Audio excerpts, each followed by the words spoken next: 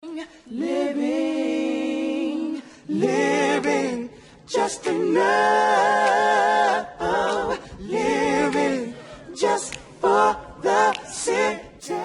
Hey, what's up, you guys? Welcome back to New Jack City. Today we are talking about Tasha K and Joe Budden. Now, I know, if you are a long subscriber with me, y'all understand that I don't really talk about this woman, Tasha K, because me and her had a back and forth before not a long time ago, about 2 years ago during COVID, and never liked her ever since. But I'm gonna be fair, because I like to be fair on this channel.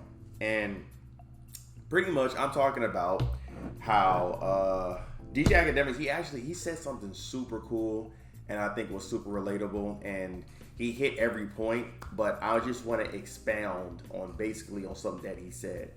And basically, the 3 points he said was, because Tasha K is mad that Joe Budden didn't air the interview that they had because Cardi B basically put a bug in his ear and was like, why would you air this after all this woman had slandered my name, told so many lies and all this other stuff. And Tasha K, she went on a ramble talking about how black men are always choosing the BBL over business and bills and stuff like that.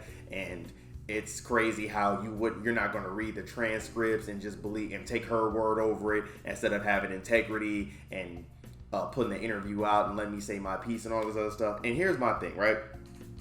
Because she said something in that video that really, I truly hate when they do this. And she basically says, you're a black man and you're supposed to, and I went on my platform and didn't say that you kicked this woman in the stomach because obviously she was lying and stuff like that. But the fact that you're a black man and you don't want to put out my interview and we're supposed to stick together, blah, blah, blah.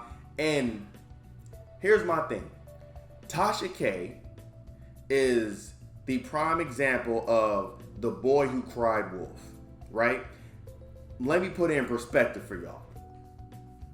She is the type of person to be like, oh yeah, I'm a black woman, so you're supposed to protect me and all this other stuff. And when when the coast is clear and the wolf ain't coming to you, she's like, oh, black man ain't ish. That's why I got an African man. The black community, they don't do, not the black community, the black men, they don't really do nothing for me. They're bums, they're dusties and all this other stuff. But then you want to cry wolf when you're in the hot seat and the black man that you dissed, the black community that you dissed, the black man community that you dissed for so long, you want them to come and protect you and come say something on your piece and all this other stuff. Why? Keep the same energy.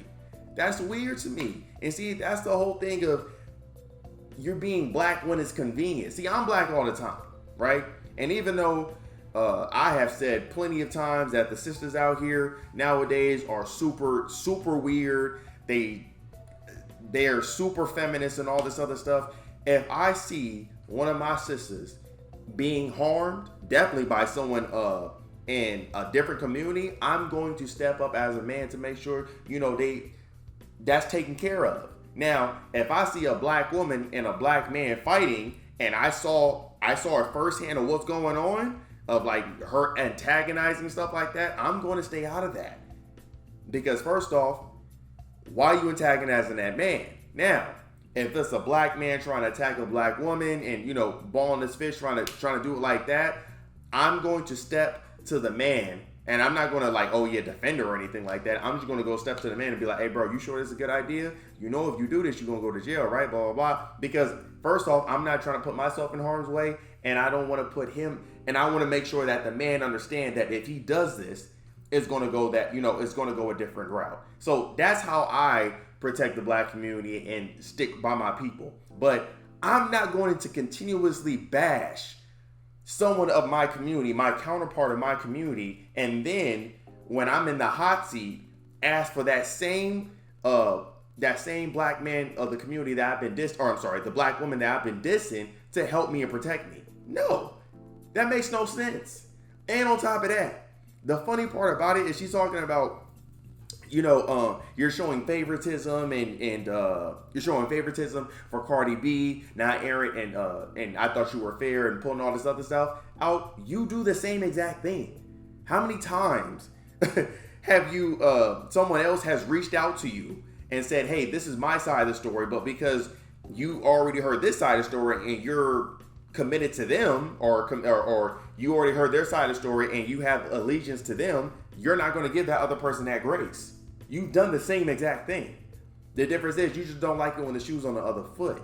See, that's why I say she's very much of a hypocrite. And I'd hate when sisters like her want to wag their finger at the black man in the community and say all these bashful things day in and day out and just antagonize people. Because again, Cardi B's not of our community, but you're antagonizing someone, making slanders and lies about stuff. And maybe some of the stuff that she did say is true. I'm not saying I'm gonna keep it fair. I'm not saying all the stuff that she said was not true. I don't know. But we do know for sure that the herpes thing that she was talking about is obviously not true, and you continue to do that. And Cardi B has told you and gave you an out 3 to 4 times that told you to stop doing that, and you continue to do it. Come on, bro. Like, that's weird. And then she's talking about, oh yeah, all these people wanted to do interviews with me. Who? Because I call cap on that. I truly don't believe nobody was at her door, drink champs and stuff. Actually, no, I take it back. I believe people were trying to do interviews with her, but not the interviews like she's trying to portray like Drink Champs and Breakfast Club and off the record with DJ Academic and stuff. Like, I don't think people was reaching out to you like that, bro. I think it was like maybe some lower podcast people. She said We in Miami. I never heard of that podcast before, but I do know this. If they are of the culture, they ain't not that popping like that. They not a Wally and Gillian Wallow. They're not a Breakfast Club. They're not a DJ Academics Off the Record. They're not a Joe Budden podcast. So it's like, come on, bro. Let's be real. Really, anyone who attached to you knows that you're 1, a habitual liar, 2, you antagonize people, and 3, you are a very messy person. Like, you literally got your come up from lying and being a habitual liar and also antagonizing people. That's why people tune into you. And anybody who watches your interview, they're not trying to watch, oh, what happened to the Tasha K come up. We're not interested in that. We're interested in what happened with the whole Cardi B thing, the lawsuit. How would you feeling after? How would you feeling during that trial and stuff like that? That's the only thing we want to know about Tasha K. That's why whenever, I mean, honestly, your claim to, well, I wouldn't say her claim to fame because she was already popping, but she became, like she said, internationally known when because she got attached to Cardi B with that lawsuit. That's the only time people want to talk to you, bro. Like, other than that, you kind of a one-trick pony. We already know what you're gonna do. You're gonna lie. You're gonna tell a few jokes and content. And here's the thing. Again, I'm not a fan of Tasha K, but I'm gonna give credit when credit's due. I've seen her show. I guess you could call it a show. Yeah, I've seen her YouTube videos and I've seen her show on her YouTube channel. I'm not gonna lie, she's a great content creator. Like, and again, I don't like her at all, but I'm gonna give props when props is due. She's a great content creator, and she makes some funny jokes. Like, I can see why people are tuning in and stuff like that. But if we're looking for someone to give us the real and give us like her credibility is just it sucks. And one more thing before I go. I should have said this in the beginning, but I also it popped into my head, right? She said that she wanted, she doesn't understand why Joe Budden didn't put out the Cardi B interview with her doing the Cardi B interview, and she also doesn't understand why she didn't get the grace, or he wasn't.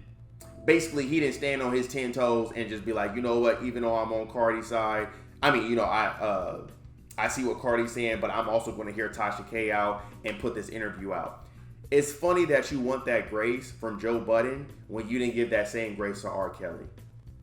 Isn't that hypocritical? And isn't he in the black community too? He's a part of your community. He's an FBA, Foundational Black American. But you bash this dude so much. You got illegal stuff that you were not supposed to get, just to make sure you tarnish this man. But you want that same grace that you're asking from Joe Budden that you couldn't give to R. Kelly. Hypocrite. That's what I think is just super hypocritical about her. And that's why I said, like, these people, if you didn't do this from the jump, like, anybody who knows me, if you know me, if you're a subscriber of my channel, you have always known I've always been about the black community. I've always talked about it, even when I was dealing with that rapper stuff. I'm always gonna be Tyler, no matter what. But I see a lot of people, like even Tory Lanez, and I love Tory Lanez, and I see a lot of rappers, and even Tasha K. Once they get to a certain level, and they're going under scrutiny in either the community or the public eye, I promise you, it's like, again, they're all one-trick ponies. They all do the black community, you my brothers, my sister, you a king, queen, all this other stuff. They always do all that. They just super black power all of a sudden. Then as soon as they get out the hot water, that black power goes out the door. Like, I hate people like that, bro. All I'm saying is keep that same energy, bro. Don't get mad at Joe Budden that he did that when you did the same thing to R. Kelly, bro. And but the difference is, he didn't put the interview out and he didn't bash you or anything like that. You bashed this man, R. Kelly. You can't say, give me the grace to let me have my voice out on your channel so they can hear my side of the story, when you took R. Kelly's voice and said, I don't care what's going on with you. I don't even want to hear what you have to say. This is what you did, and I'm going to hold on to it, and I'm going to get legal documents to make sure to still bury you. That's not cool, bro. You don't like black. You really don't mess with black men. You really don't mess with the black community like that, bro. Like, let's just be 100. That's how I feel. But I'm going to leave it at that. Also, I want to let y'all know that very soon you're going to be seeing this channel blow up really, really fast, because I'm about to do something in the next week or two. I'm about to do something super crazy to this channel. So I just want to let y'all know, I remember my day ones. I love y'all, but we're going to have to try something new, all right? Give this video a big thumbs up. Give it a if you like the video, give it a thumbs down. If you don't, share this video. Make sure you press the bell notification so you guys can be notified when I drop a video, and subscribe to the channel, y'all. All right? Again, this it's about to blow up real soon. So get ready, all right? But anyway, I will see y'all next time, all right? Bye. Living, just another